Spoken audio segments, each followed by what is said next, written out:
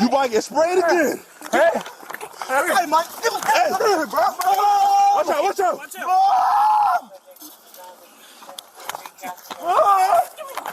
Get your hand. Mom! Hey. Give me your hands. Give me. Okay, all right. Give me your fucking hand. Give me your hand. All right. Okay. All right. Huh? Hey, Mike, give me your hands, bro. Give me his hands. Watch out. Spray your ass again. Hey, give me your hands, bro. Watch out. Spray. Give me your hands, bro. Oh, shit. Give me your hands. Oh, shit. That is the sound of Tyre Nichols being beaten to death by 5 police officers in Memphis, and that is from the body cam footage that was released last night in Memphis. And today, here on the Chris Spangle Show, we're going to talk a little bit about this and Paul Pelosi and the power of video to clarify things in what I would call a post-truth world where everything's up to your own interpretation. And the video that you just heard is around 100 feet away from Tyre Nichols' mom's house where he lived in Memphis, Tennessee, where he was on his way home. He had previously been stopped by the police for reckless driving, and they pulled him out of the car. He kept asking what he had done. They didn't tell him. And 3 to 4 police officers proceeded to beat the hell out of him. He was not complying, according to them, but they had the clear advantage over Tyre Nichols and had him subdued, basically, on the ground. Although, and at one point, he's flat on his stomach, and they're yelling, "Get on your stomach." And they continue punching him. So then he gets up and starts running away and runs towards his mom's house, towards safety. And then he's caught up again by those police officers who then, for minutes, have him on the ground, have him handcuffed, are pepper spraying him, all while yelling, "Give me your hands, give me your hands." The video just doesn't make any sense other than Tyre Nichols did not comply. He did not obey police officers. And because he did not obey, it was a capital crime. So let's start with the timeline of Tyre Nichols and talk about... Let's start with actually who Tyre Nichols was. He was the father of a 4-year-old kid. He was the baby of his own family. He was born 12 years after his closest siblings.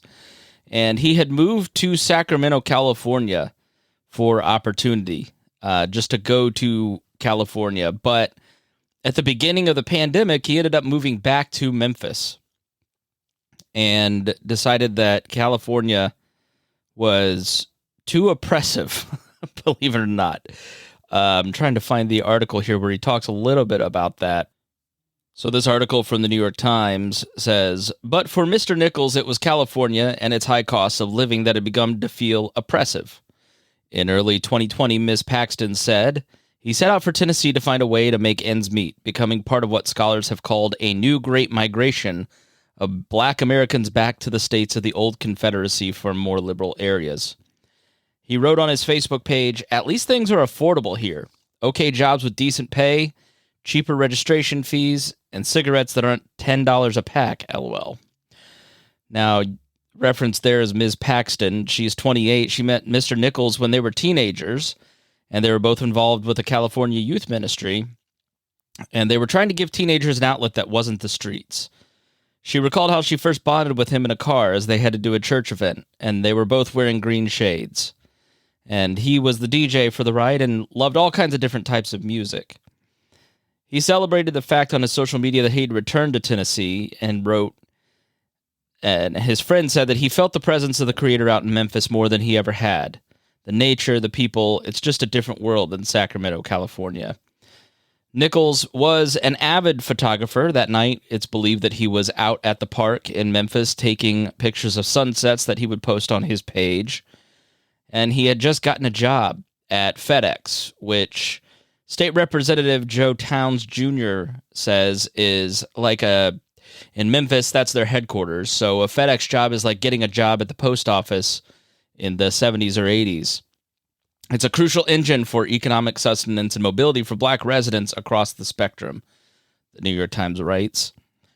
And that night, he was headed home on Saturday night to enjoy some sesame chicken with his family after being at Shelby Farms taking photos. He was actually thinking of becoming a police officer, his friend Ms. Paxton said. Mr. Nichols, the New York Times writes of her statements, was wary as a black man of the police. His social media posts show that he identified with the Black Lives Matter movement and harbored a mistrust of prevailing government and economic systems. And yet recently, Mr. Nichols had considered becoming a police officer.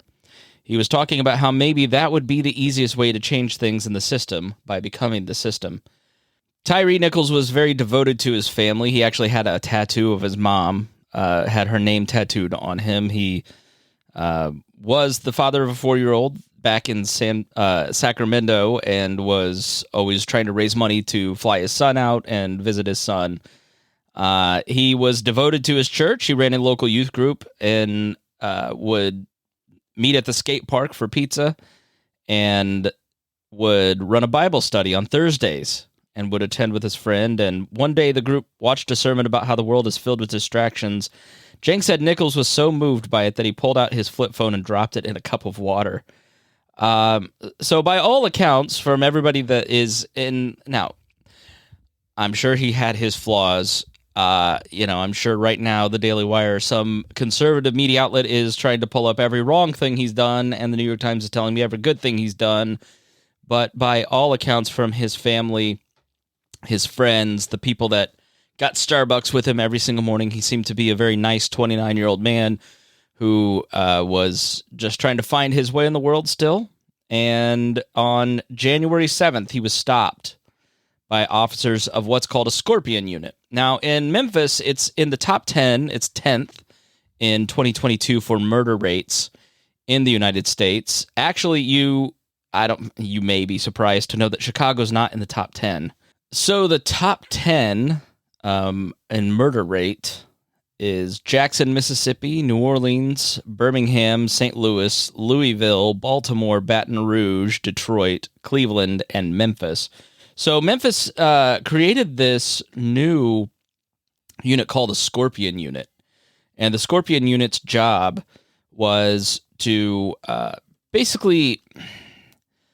I don't know if you've seen the HBO show about Baltimore, that it's called We Own the City. It's basically a follow-up to The Wire and all the things that were implemented in The Wire and how it kind of eventually devolved into this special unit that was gun task force, basically. And so what a lot of police departments will do, they'll create these task forces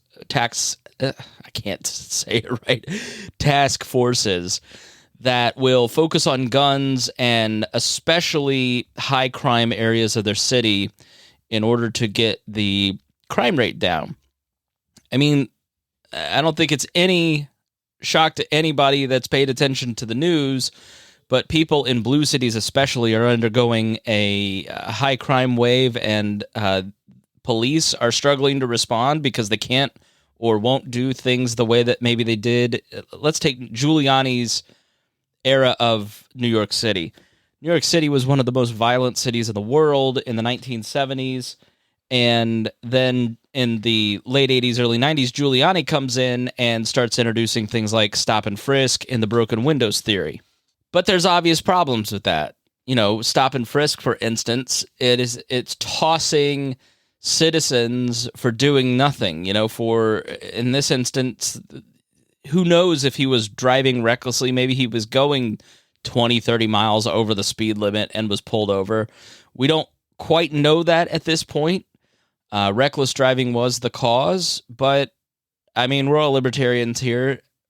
Cops are, especially in these units that are incentivized to get numbers, don't always go by the book. And it sounds like this particular unit of guys did not do that. There's the attorney for the family had found someone else who had been stopped in a similar manner and had been shouted obscenities at and had been tossed basically for a similar thing, and it was these same 5 guys. So these guys make up one of the 3 teams of these Scorpion units. And their job is basically to go out and get numbers. Bring in drugs, bring in guns, bring in cash, create stops, and drive down the crime rate by going after the people who are perpetrating most of the crimes. Okay, but they tend to focus in black neighborhoods. So that creates a lot of... It's a hard position to be in for mayors and police departments and regular citizens, right? Because if you're in one of these high crime areas and you're unable to move out and subject to the crime that is increasing over the last 3 or 4 years, you want police. But then the police come in and people like Tyre Nichols, who are doing nothing wrong, are targeted.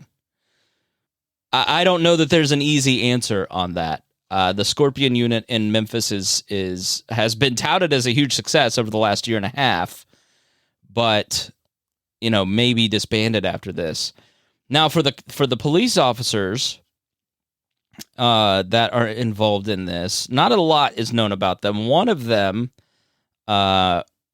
were actually the police officers are Tadarius Bean, Demetrius Haley, Emmett Martin III, Desmond Mills Jr., and Justin Smith. Now, they've all been charged with second-degree murder, aggravated assault, aggravated kidnapping, official misconduct, and official oppression, which I did not get a chance to look into. I don't know exactly what official oppression is. I've never heard that particular one. But a grand jury returned indictments on all of them. Now, bond has been set for Haley and Martin at $350,000 and $250,000 for Bean, Mills, and Smith. So it sounds like Haley and Martin are particularly the most egregious in this. One of these police officers was actually a corrections officer, Demetrius Haley, one of the guys at the $350,000 level. In a 2016 a lawsuit by an inmate at the Shelby County Division of Corrections claims that the 3 guards, including one by the name of Demetrius Haley, had beaten him up. The inmate told NBC News that he had been trying to hide a contraband phone the moments before officers strip searched him. 2 officers, including Mr. Haley, began punching Mr. Sledge, and a 3rd officer picked him up and slammed him down, according to the handwritten complaint. Now, most of these officers had come on to the force after 2017 and were fairly new. And they all joined the force between 2017 and 2020. So fairly new officers involved in this unit. All 5 of the officers are black. The victim is black. That has really sort of messed up the narrative for a lot of folks. Van Jones, who I'll read you a little bit of his article here, just some of the highlighted pieces. Opinion on CNN by Van Jones. The police who killed Tyre Nichols were black, but they might still have been driven by racism. Let's hear him out first. One of the sad facts about anti-black racism is that black people ourselves are not immune to its pernicious effects. Society's message that black people are inferior, unworthy, and dangerous is pervasive. Over many decades, numerous experiments have shown that these ideas can infiltrate black minds as well as white. Self-hatred is a real thing. That's why a black store owner might regard customers of his same race with suspicion while treating his white patrons with deference. Black people can harbor anti-black sentiments and can act on those feelings in harmful ways. Black cops are often socialized in police departments that view certain neighborhoods as war zones. In those departments, few officers get disciplined for dishing out street justice in certain precincts, often populated by black, brown, or low-income people, where there is a tacit understanding that the rulebook simply doesn't apply. Cops of all colors, including black police officers, internalize those messages and sometimes act on them. In fact, in black neighborhoods, the phenomenon of brutal black cops singling out young black men for abuse is nothing new. Back in 1989, the rap group NWA highlighted the problem in their anthem, in which Ice Cube rapped, "But don't let it be a black and white cop, because they'll slam you," down to the street top, black police showing up for the white cop. He continues, when it comes to police violence, race doesn't matter, but possibly not the way you think. At the end of the day, it is the race of the victim who is brutalized, not the race of the violent cop. That is the most relevant in determining whether racial bias is a factor in police violence. It's hard to imagine 5 cops of any color beating a white person to death under any similar circumstances. And it is almost impossible to imagine 5 black cops giving a white arrestee the kind of beating that Nichols allegedly received. Would 5 black cops beat a white suspect the way that Tyre Nichols was beaten? I would argue, Van Jones, absolutely yes. I'm willing to kind of entertain his points here. By all of my experience and reading and talking with people, cops tend to look at these more violent areas as war zones. Part of that is borne out by experience, and part of it is cultural within the department. So I think he's largely correct on that part. I don't buy the theory that police officers just pick and choose. The mentality that I see in this particular instance, race isn't playing a part of it. Obedience is what they're after. And I think that demand for respect and obedience to their power is the part that is deeply internalized, and that would be applied to anyone.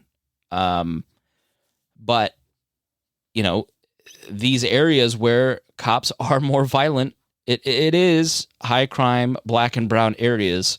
So I do agree with him on that. Because if you watch the video, talking with someone this morning, they're like, well, he didn't comply. What kind of crazy person doesn't comply with the cops when you get pulled over? By the way, this is the most non-compliant person in my life. This person, I'm not going to identify them, but this person doesn't go by any rule at all. But this guy needed to obey the cops, and he's just stupid for not doing that. On what planet is disobeying a cop grounds for being killed?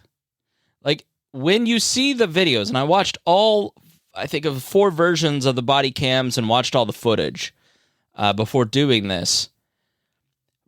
From the moment the man is pulled out of his car, they are overbearing, aggressive, and violent towards him. On what planet is just complying with people? You are complying and they are beating you. It is completely rational to run away from psychos like that. Having a badge grants you a special certain amount of rights, which also mean that you're held to a higher account. You're held to a higher standard. Because the state gives you the ability to dish out violence, it means that you are then also held to a higher account.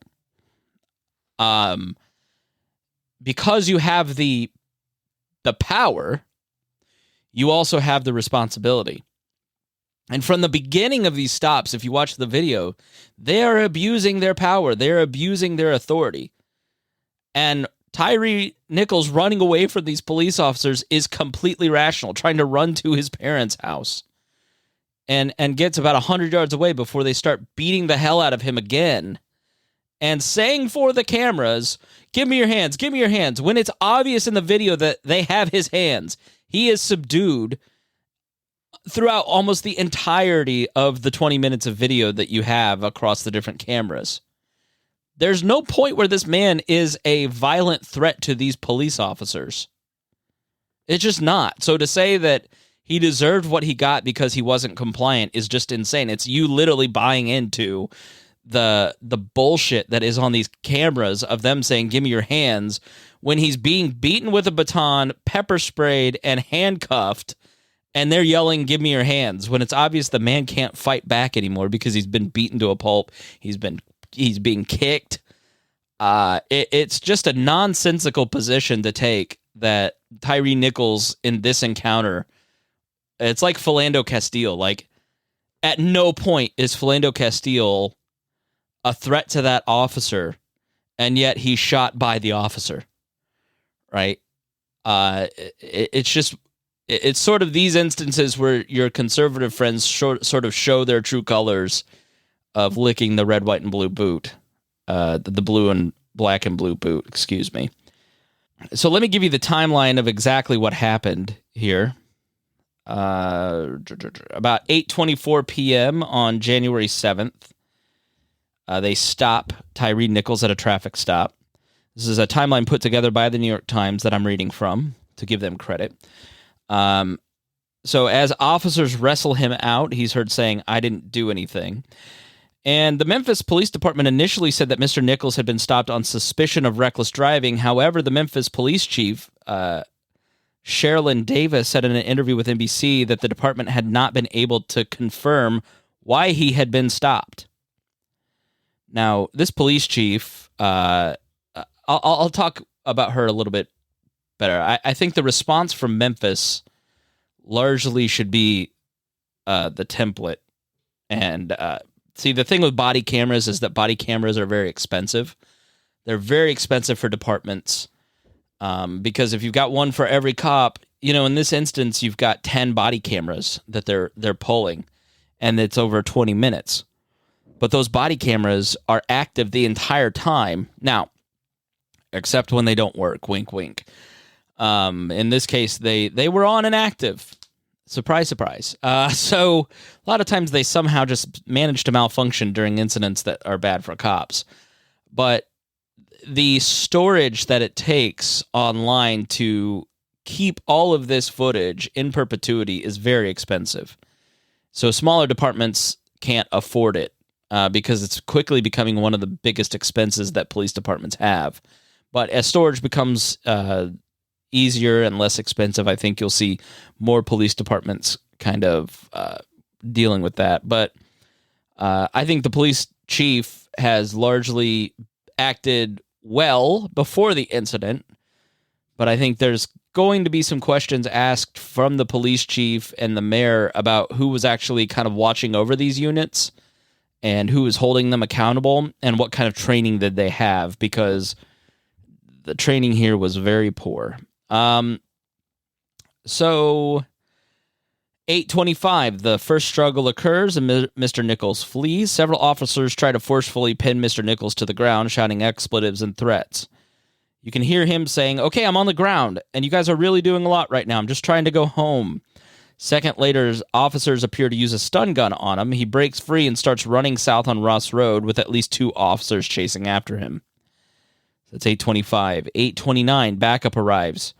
2 police officers arrive at the intersection. The officers ask for his location. An officer on an audio recording from the Memphis Police Dispatch Center can be heard asking for backup. "Any other Scorpion car, pull over to East Rains and Ross. We have one running on foot." It's interesting that he asks for people within his unit and not anybody. 8:33, officers beat Mr. Nichols repeatedly for about 3 minutes. One of the 4 videos released by the city of Memphis, it's probably the one you've seen. It's up on a pole camera. And the body footage at this intersection, the body cam footage is not great, but you can see in one of the body cams the camera that's kind of up on a light pole that captures most of this. Officers slap and push Mr. Nichols, who screams, "Mom!" His mother's house is 60 yards away.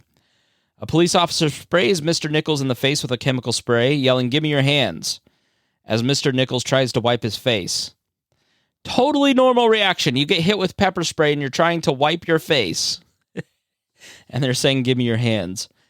All right, he says, and moves to put his hands behind his back. "Watch out, I'll spray your eyes again," one officer, as he sprays Mr. Nichols another time. By the way, you don't, they're kind of spraying it willy-nilly, and one of the body cams, the cops are all choking from the pepper spray. Pepper spray, it's not like a laser-guided missile right to the perp's face. It goes into everybody's face. 2 officers pin Mr. Nichols while a third kicks him near his face at least 2 times. "Hit him," one officer yells, as another circles Mr. Nichols, beats him with a baton. The struggle continues for several minutes as officers shove and drag him. At least one officer punches Nichols in the face, who is now standing, several times in the head. Why is he standing? Okay, so if I were one of my police officer friends listening to this, I think that they would rightly say, we have a guy that we have not subdued. We have not been able to go through his pockets. We have no idea if he has something that could hurt us. We have to subdue the suspect. Okay, I totally understand that. I totally get that. But every law enforcement person that I've seen on television talking about that says the amount of force that you could use in that situation that would be excusable was not used in this particular instance based on these videos. They have their body weight on him at several points. They have control of him.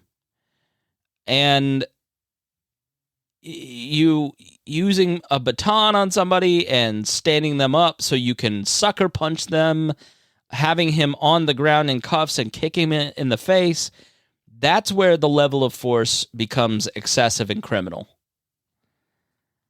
Now he staggers around, restrained at both sides. This is again at 8:33. And then they pin him face down. He remains there for 2 minutes. Throughout the struggle, Nichols appears to have been kicked violently at least twice in the face, beaten 3 times with a baton, sprayed in the face twice with a chemical, and punched in the head 6 times, all within the span of 3 minutes. That is when he died 3 days later because of those 3 minutes.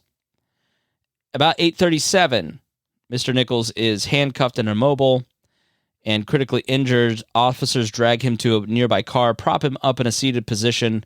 At one point, Nichols slumps to the ground, and officers prop him back up against the car. So he is clearly worse for wear, clearly not able to sit up, and not in good condition. 8:41, medics arrive. 16 minutes pass before first aid is provided. Now, this is something that a lot of people are asking questions about and wondering why. Because 2 medics arrive on the scene a few minutes after Mr. Nichols is placed against the car, check on him, but they don't appear to be in a hurry. 16 minutes later, medics appear to open their medical bags for the first time and provide aid. Minutes later, officers bring in a stretcher and an ambulance arrives at 9:02. In total, he remains at the car for more than 24 minutes as officers walk around. He's taken at 9:18 to the hospital about 6 miles away due to shortness of breath, which is why they took him. An autopsy report later found that he suffered excessive bleeding caused by a severe beating. Now, after that, 5 police officers involved are fired. And so I just gave you the details of January 7th. So on January 10th, the Tennessee Bureau of Investigation announced that Nichols had succumbed to his injuries and died. And on the 14th, his family held a memorial service and released a balloon in his honor. The first protest is the 14th, 7 days later. January 15th, the Memphis Police Department announced that internal and administrative investigations were underway. And on the 16th, his family retained prominent civil rights attorney Ben Crump, who represented the families of Michael Brown, Breonna Taylor, and George Floyd, and called for the police to release the body cam footage. On January 18th, the U.S. Department of Justice announced that it had opened a civil rights investigation into Mr. Nichols' death and was coordinating with the FBI's Memphis field office. What role do the feds have to play in these sorts of things? So, in the system of representative government that we have, it is set up with a lot of checks and balances. And the role of the Department of Justice has been, traditionally, especially over the last 150 years, to make sure the good old boy network is in check. That a local DA, a local police chief, a local whatever, is going to abide by the law and the civil rights of the victims, and ensure that justice is actually done. It's the federal government's check and balance on local police, just as it goes the other way. So in Illinois, they're trying to enact gun legislation, and several dozen sheriffs are saying they're not going to comply.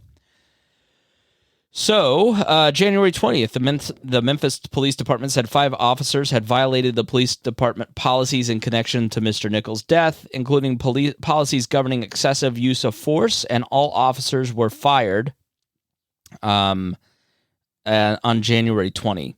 He had a duty to intervene and a duty to render aid. Two sheriff's department folks were put on leave today because after watching the footage, the sheriff's department of the local county had 2 deputies there who did not intervene, and they're put on administrative leave. January 23rd, I'm recording this on the 28th, so 5 days ago, his family saw the body footage and compared it to the Rodney King beating. January 24th, preliminary findings of an autopsy commissioned by Mr. Nichols' family showing that he suffered excessive bleeding caused by a severe beating. His family showed a photo of him. I mean, he was unrecognizable. I mean, his face was swollen. He was bruised. It didn't look like the young man that you see who was 6'3", like 140 pounds or something ridiculous. He was incredibly like thin, and he looked like he had been in the ring with Mike Tyson in his prime. The Memphis police chief, Sherilyn Davis, condemned the video on January 25th as a, quote, failing of basic humanity in a video statement. Other Memphis police officers were still under investigation for policy violations. Noting the significant public interest in the release of the video, the U.S. Attorney for the Western District urged citizens to react in a peaceful and nonviolent way. January 26th, 2 days ago, the 5 fired police officers were arrested and charged with second-degree murder and the other charges I mentioned earlier, and the video was released last night after 6 p.m. There were protests across the country, not significant violence. I don't know if the NPR style guide has been updated, but if you go to NPR's website and look, it's mostly peaceful protests across nation. They never say protest anymore. They say mostly peaceful protest. And I don't know if that's like a troll to get clicks or what, but like, just call it a protest. I think everybody at this point knows that a protest includes peaceful people who are there to protest and 20-something college dropouts who just got fired from barista for quoting too much Marx, like, who are there to fuck shit up and have their bandana on. Like, I think we all know that's what a protest means now. Like, you don't need to tell us that it's mostly peaceful protests. But I see that phrase being used in the media, not like it was laughable in 2020 with the reporter standing in front of it with the fire behind him. And now we're taking the thing that was laughable and turning that into a phrase to own the cons. I don't quite get that one. Yeah, I think the actions of the police chief, the district attorney, the mayor, the citizen, like, everybody was kind of in agreement here. Like, this is incredibly bad. These guys need to be charged. They need to be fired. We need to move swiftly.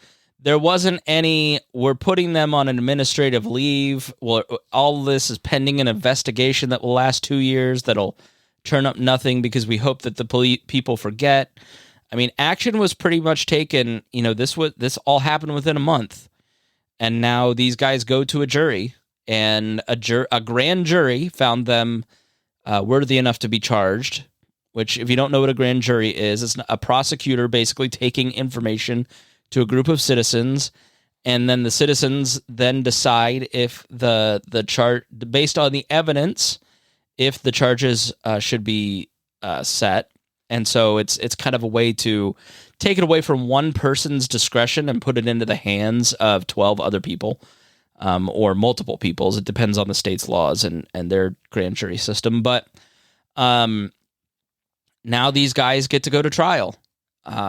Second-degree murder, basically, in Tennessee's laws, says that it was premeditated murder, that when they pulled this guy over, they intended to kill him. So I think that's probably not going to stick. I can't imagine that would stick. If I were on the jury, I wouldn't think that. And that's one of the issues with these cop killings is that the DA will overcharge and then lose, and then the police officer goes free. And part of that is maybe the good old boy network, and the other part of that is maybe the DA wants to satisfy the public by going for like a big charge because they want to see them get locked up. So I don't know. I mean, that's could be the case. I think that was maybe what happened in the Breonna Taylor situation. Just sparked a memory, but don't quote me on that. But I know that is a trend of kind of overcharging the police.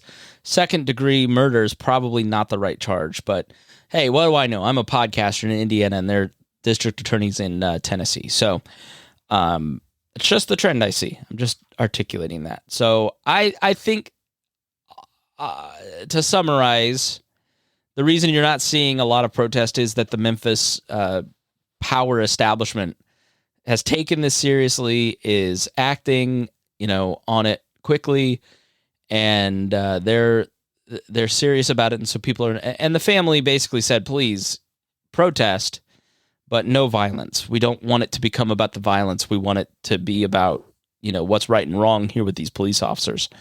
That matters, I think, to regular people that want to go out and protest. That does not matter to communists that want to just go burn things down because they're sociopaths.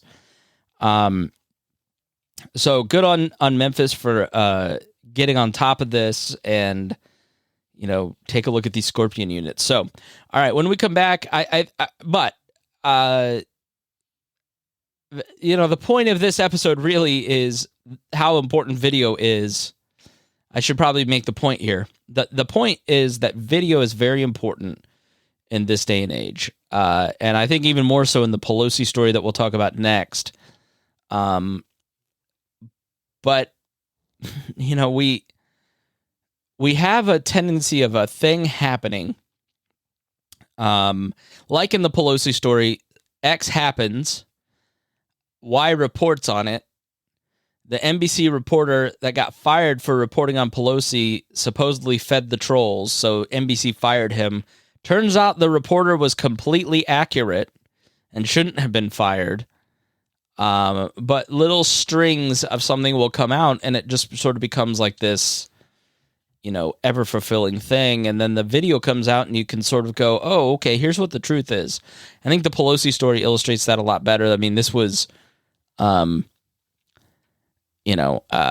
look, the people like my friend who are like, I probably had something in his system, and why do you run from the cops? Like, I can't do anything about that guy. He's just, he's going to say what he's going to say. But like people like you and me in the middle who are just kind of waiting for facts, video really helps. When you're hearing activists talk about stuff and then you see what it is and you just go, yeah, these cops used him as a punching bag and deserve to be held accountable. I mean, that's where video comes into play, especially in this instance. So let's take a quick break. We'll be right back, and then we'll talk about Paul Pelosi. I guess I called by mistake. What is this? This is San Francisco Police. Do you need help? Oh, well, there's a gentleman here just waiting for my wife to come back. Nancy Pelosi. 223 and he's just waiting for her to come back, but she's not going to be here for a day, so I guess we'll have to wait. Okay, do you need police, fire, or medical for anything? 8 seconds. I don't think so. 223 and 58 seconds. Is the Capitol Police around? 220. No, this is San They usually Francisco. protect my wife. They're usually here at the house protecting my wife. No, this is San Francisco Police. Friday, October. I understand. 8 2022. Okay, well. 224 I don't know, what do you think? 18 seconds. Think everything's good? He thinks everything's good. I've got a problem, but he thinks everything's good. Okay. Call us back if you change your mind. No. This gentleman just came into the house, and he wants to wait here for my wife to come home. 0, 2, and so, 4 and 48. Anyway, he told me to put the phone down. Do you know who the person is? No, I don't know who he is. He has this. He's telling me not to. He's telling me not to do anything. What is your address, sir? 26. 2:25 and 0. What is your name? Seconds. My name is Paul Pelosi.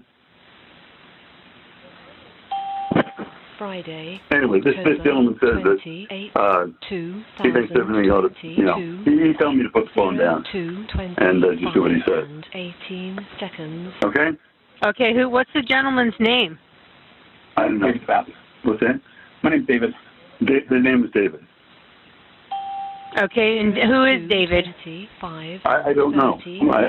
What's that? I'm a friend of theirs. Yeah, he says he's a friend, but as I said, I've never. But you don't know who he is? 25 No, ma'am. 48 seconds. Okay. He's telling me I'm being very leading, so I got to stop talking to you, okay? 25 and Okay. You sure I can stay on the phone with you just to make sure everything's okay? No, he wants me to get the hell off the phone. 0 to 26 Okay. and 0 8 Thank you. seconds. Okay, bye. That is the sound of Paul Pelosi, husband of Nancy Pelosi, formerly the Speaker of the House. I think most of you probably know who Nancy Pelosi is, and you probably know a little bit about this story. Back in October, a man was in the home of Paul Pelosi. Now, depending on where you get your news, if you believed the police officers and the prosecutors and the media, a man broke into the home of Paul Pelosi. He was politically motivated, and he basically was trying to beat up Nancy Pelosi.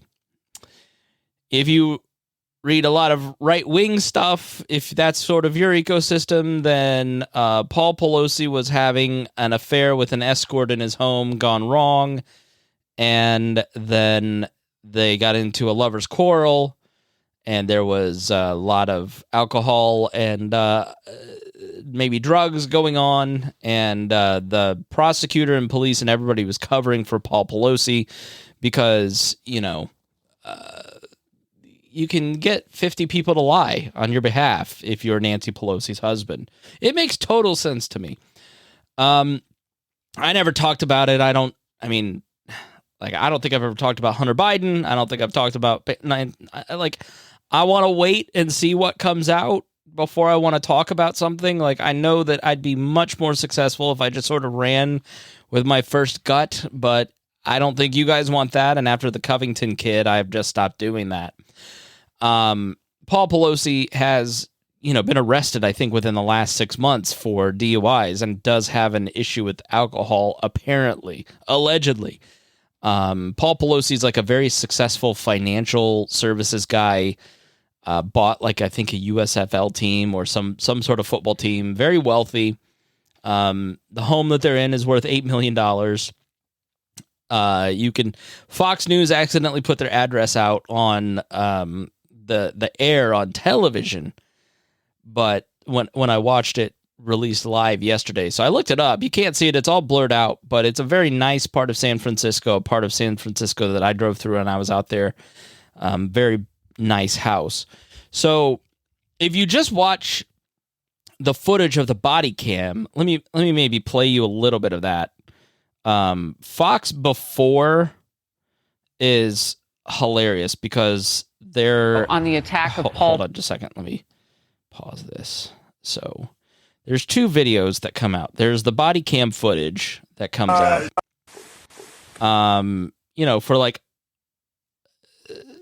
So there's two pieces of footage that you've got to see.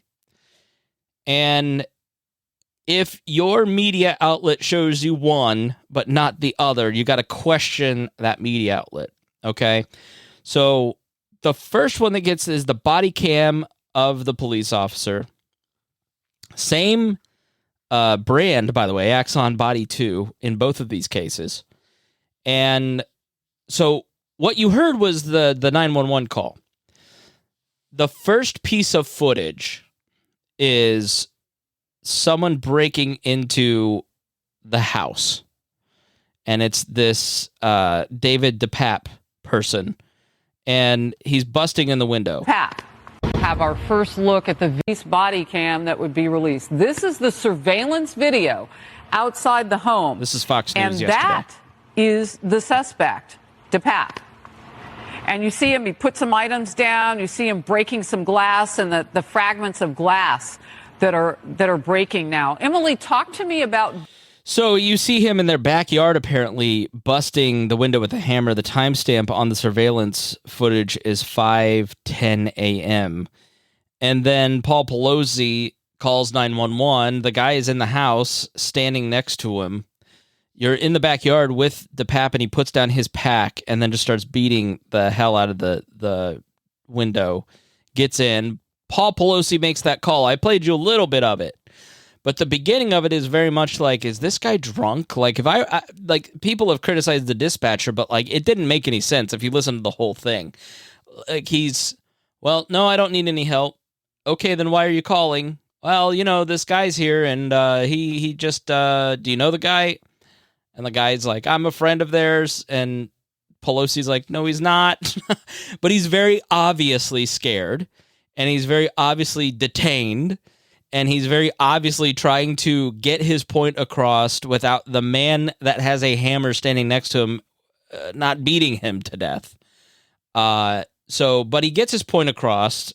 Now, the timestamp, this is one thing that I have not found an explanation for.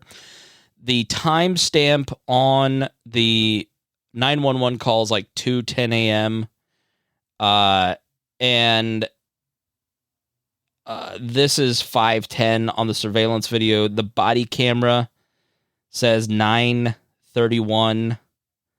So, like, the timestamps are off on all three, which is something that kind of I took a strong stance on Paul Pelosi's gay lover, and now I'm embarrassed because all the footage came out, so I've got to find some way to discredit all this as a conspiracy so you don't think that I just lied out of my ass.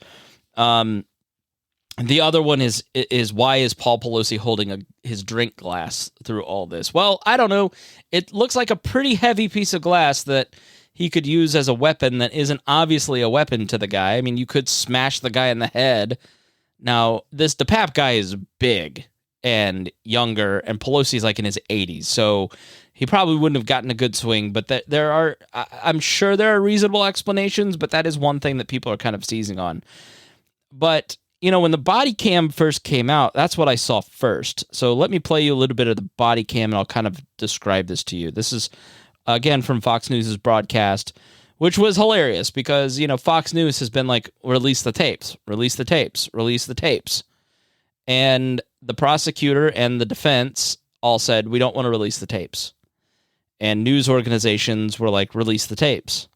So the judge finally said, you know what, let's just release the tapes.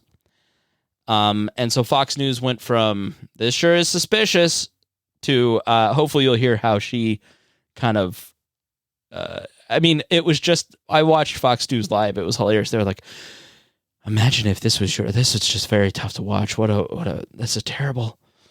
Like, they saw the humanity of Paul Pelosi for the first time and turned around. But this is the body cam footage. So kind of at the door, the cop turns around, and Paul Pelosi is standing there in kind of like a dress shirt, and he has no pants. He's in his boxer shorts and has a drink in his left hand and opens the door, and his right wrist is being held by Paul DePape. And Paul DePape is about 3 or 4 inches taller than him, younger, and has a hammer in his right hand and has, with his left hand, Paul Pelosi's wrist. And so they answer the door, and it's very much like if you just see the body cam footage, you go, oh, maybe the right-wingers were right. Like, why did they open the door? Why are they in their underpants? What's going on here?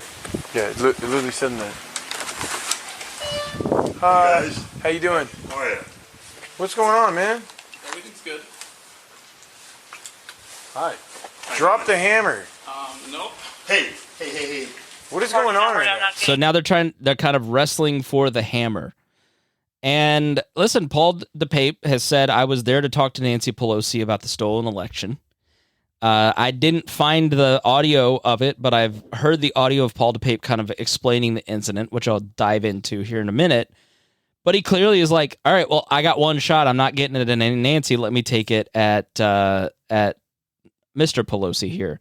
So they're wrestling for the hammer when all of a sudden the intruder swings the hammer. Bro, oh shit.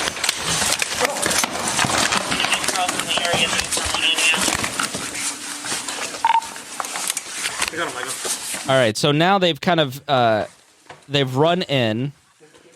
They've tackled the intruder. They managed to subdue this guy with a hammer in his hand.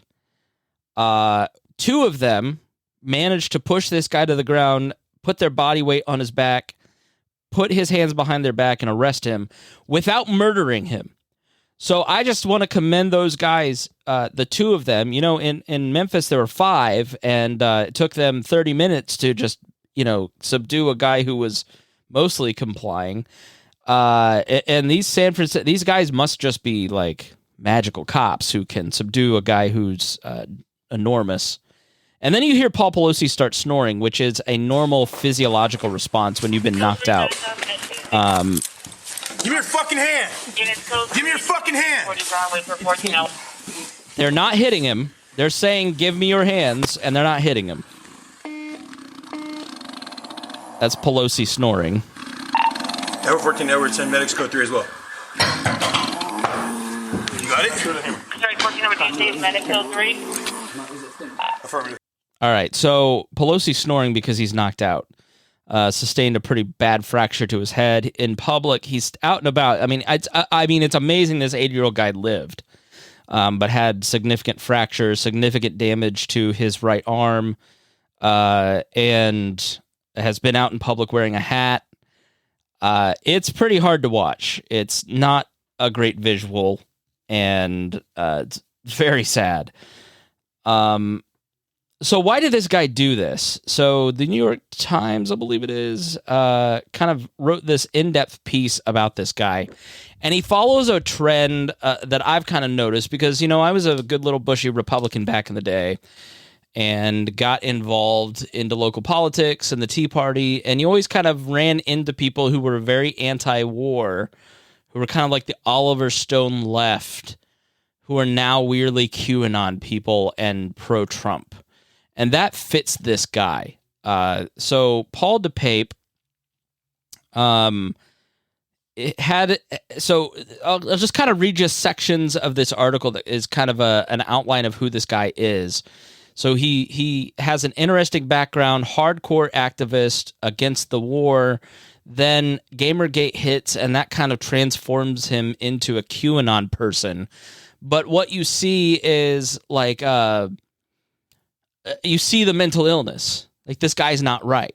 It's like the guy in the shooter that just killed 10 people in California who thought he was the mayor of Tokyo, right?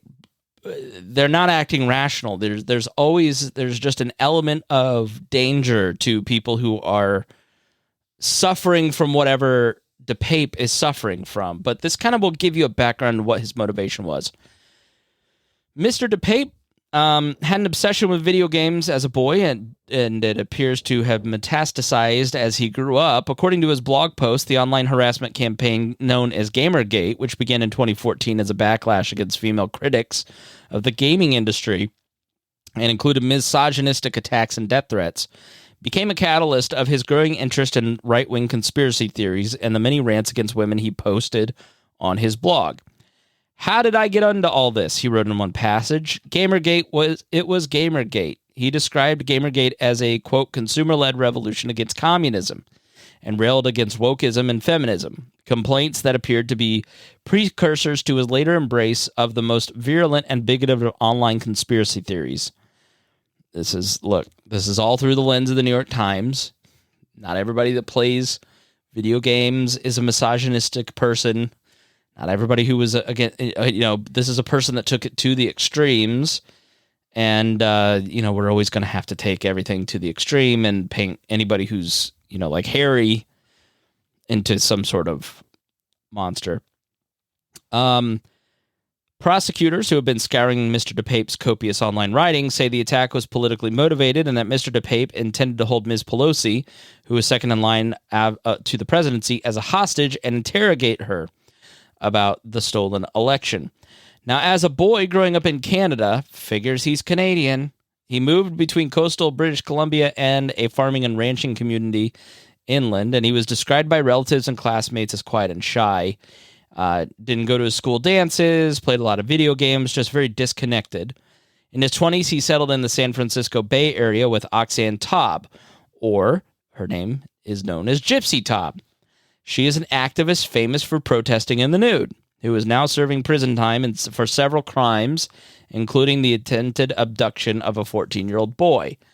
Mr. DePape and Ms. Taub, who was known as Gypsy, had 2 children together, dabbled in psychedelic drugs and occult practices, and marched against the Iraq War. God help those kids. Now, she went to jail. They broke up. And over the last 7 years, partly delusioned by the end of his relationship, DePape has taken a dark turn, and he lives under a tree in Berkeley, has told people he's Jesus, and spends a lot more time online. He apparently goes and hangs out at the library and spends a lot of time on the computer. He had tremendous anxiety, Gypsy Taub said in a telephone interview from a women's prison. He was terrified of a lot of people. She lost contact with him. He was literally afraid to say hello to people. Now, in some of his writings, he talked about the traumas that shaped him. His biological father was never part of his life. Produced a feeling of abandonment and shame. His grandmother scalded him with hot water and abused him, leaving a scar on his back. Worst of all, he said he was bullied in high school. This is the one that really scarred me, he wrote. That's when the wave of shame overwhelmed me. He wrote angrily about the breakup of his relationship with Taub, accused her of destroying a relationship with his children, and he suggested the chaos in the household shortly before they broke up had taken him to the brink of suicide. Now, in San Francisco activist circles in the 2000s, Miss Taub and DePape were an odd match. Well, she thought the limelight at every turn, sought the limelight, stripping naked at protest against the city's ban on public nudity. Mr. DePape always kept his clothes on and was often at the edge of the action, camera in hand, filming the protests. That's where you've seen the picture of him, by the way. So you sort of see the picture of him where he's like, you're looking at the right side of his face and he's looking off in the distance, kind of like the super high meme guy. It's a screenshot of one of her videos. Now, Ms. Taub also drew Mr. DePape into a new age spiritual community called Lazarus, which claims a mystical consciousness that is channeled through the former insurance salesman from Michigan, dispensing wisdom and guidance. So, go to see Lazarus, and he can sell you some insurance and some afterlife. Ms. Taub said that DePape, who was not a U.S. citizen and was an illegal in the United States at the time of his arrest, had no outward political beliefs when they had met in Hawaii in October 2000. So that's the funny thing about this. This fits into other conservative narratives, right? He's an illegal who's a street urchin who is committing violence against people, and right-wing media decided to go for Paul Pelosi got beat up by a prostitute. So it's always interesting which narratives they run with. Even then, there were signs of the type of anti-government conspiracies that DePape embraced. He was a 9/11 truther. Taub was a 9/11 truther as well on public TV. She described the suspicion that she shared with DePape that a shadow government was controlling events made of the people who push the buttons behind the scenes. And so this is sort of the weird overlap between the new right and the old left, that kind of intersection, like the 9/11 truther, the anti-vaxxer, how like it kind of like was a left-wing thing that sort of spread right, specifically through Ron Paul, into the libertarian and conservative movements, and Alex Jones too. So the New York Times continues, after DePape left the home he shared with Taub in 2015, he lived under a tree for a time and kept his belongings in a storage locker. He started work as a carpenter in 2016 when he was hired by Frank Cicerelli after he found him hanging around a lumber store. They worked together for almost 6 years up until DePape's arrest, and he helped DePape find a housing, an apartment in a friend's garage. There's an apartment in Richmond that he helped get. He witnessed his friends' descent in recent years into deeper and darker reaches of the internet, becoming more isolated and falling captive to online conspiracies, like the claim that the 2020 presidential election was fraudulent. QAnon, whose adherents believe that the cabal of Democratic pedophiles was working to undermine President Trump, and Pizzagate, a precursor to QAnon, whose claim was that elite Democrats were running a sex trafficking ring of children out of a Washington restaurant. You would just talk to him about politics and he was not rational, Cicerelli said. He just thought that one side was lying and one side was telling the truth. It was very black and white and it was just being reinforced. Mr. Cicerelli took the page to Thanksgiving and Christmas meals, and that was the closest thing that he had to family in recent years. So he was disassociated, and he dealt with the feelings by basically playing computer games whenever he wasn't working. He had no friends and no social life. On carpentry jobs, he would feed birds and talk to the squirrels, Cicerelli said, and would sometimes tell him that he believed he was inside a computer simulation. Mr. Cicerelli would answer, David, well, do you want me to slap you across the face and see? So obviously this guy is, yes, he is motivated by the QAnon stuff and that, wing of things, but there's clearly, it's not... why did he break into the Pelosi's home? Misinformation, right? That that she stole the election. Would he have found a reason to break into the Pelosi's home somehow? Probably. This guy just seems like a very troubled guy. I'm not excusing what he did at all. I'm saying, there's shades to it, right? So he's not just some Trump robot hell-bent on killing Nancy Pelosi. He's got his issues.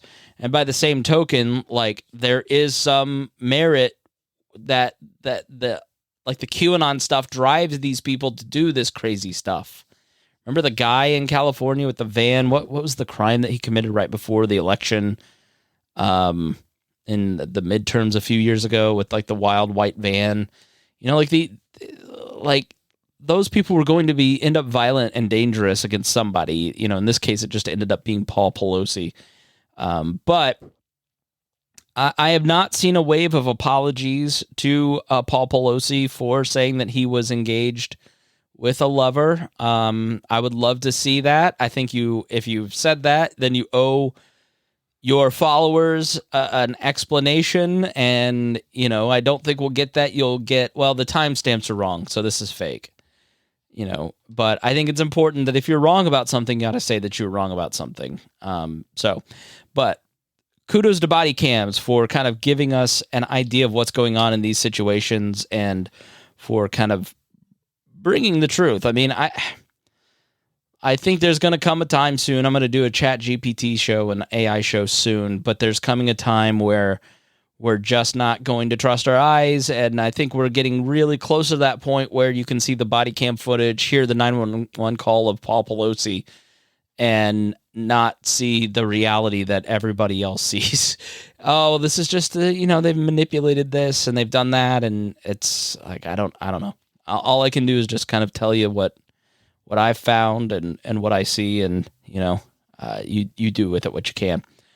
All right. Thanks so much for joining me. I want to thank our patrons, Jacques Dell, Lars Nordskog, Matthew Durbin, Vince Peichel, Reinhold, Christy Avery, and Jason Doolittle for being $100 a month subscribers. We really appreciate you guys. Thanks to Mike O'Reilly and Sky Captain for joining up on the Patreon and supporting the show over the last week. We really do appreciate that. And thank you all for listening. So if you got something out of this, please share it with your friends, and we'll see you again here on The Chris Spangle Show.